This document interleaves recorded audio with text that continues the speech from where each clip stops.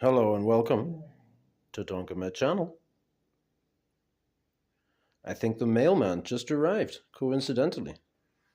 Otherwise, usually this young lady doesn't have that much to say. I broke my hatchet just the other day.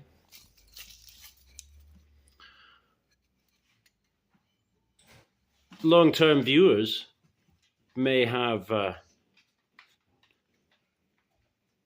seen this hatchet handle before. I made this the end of last year from a piece of curly maple, delightfully curly maple firewood. It was kiln dried and everything. Pretty sure it's maple.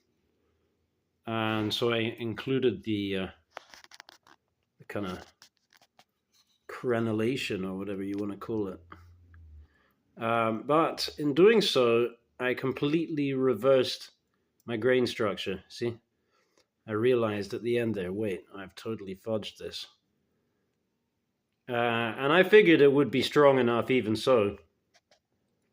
And certainly this part is very strong. But the union was not that strong. Also got left out in the rain a couple of days. That probably didn't help. So, of course, I immediately set to thinking about making a new handle, since I'm all in plan making handles with this standing dead ash that fell over into our yard. And yeah, so I got plenty of stock for hammer handles. In fact, I've got just over here, I've got this. I started working up a kind of a handle, but you know, for this, but it's just too skinny up here. Yeah, I think you want a bit more meat. You know, we're running very fine, and then that reminded me about this. That in recollection had kind of a smaller eye, but it's not actually small at all. It's chunky and rectangular. That they have a different means of hafting this in the Japanese tradition, which I seem to recall.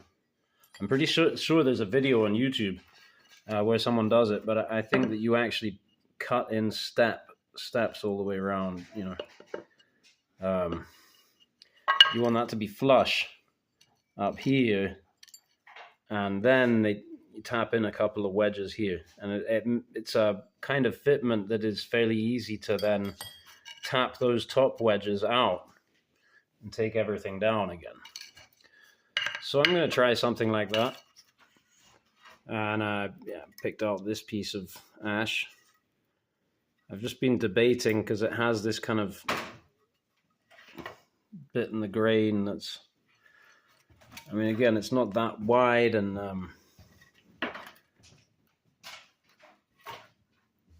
it's got this swoopy bit in the grain here, but I was thinking that could maybe be to my advantage, right? Because the handle would be going this way. So I could use that. Oh, damn. This piece of swoopy grain in the kind of part that fits into the head in such a way that it will be stronger, I'm thinking, than just having straight grain. Isn't that right? Having that curl there, if we put the curl in the right direction. Yeah, so that's my thinking. And this, which, I don't know, I just dropped it on the brick. I don't know if that was there before. Yeah, I think that's from dropping it on the brick. Let's check the damage.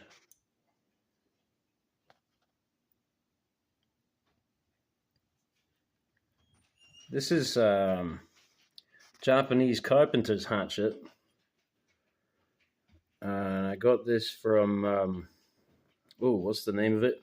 Ibukiblades.com. Really cool website. I've bought various blade blanks and things from there. And always been very happy with whatever I got from there. Ibuki, Ibuki. So yeah, I think this is like a Sanmai, laminated, differentially hardened bit of kit. this big old, I don't know if you would call that a beard on this one, being Japanese, but it's that kind of deal, right?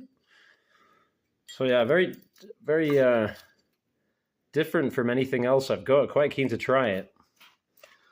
Hopefully I'll get that set up in a day or two. Thanks for watching.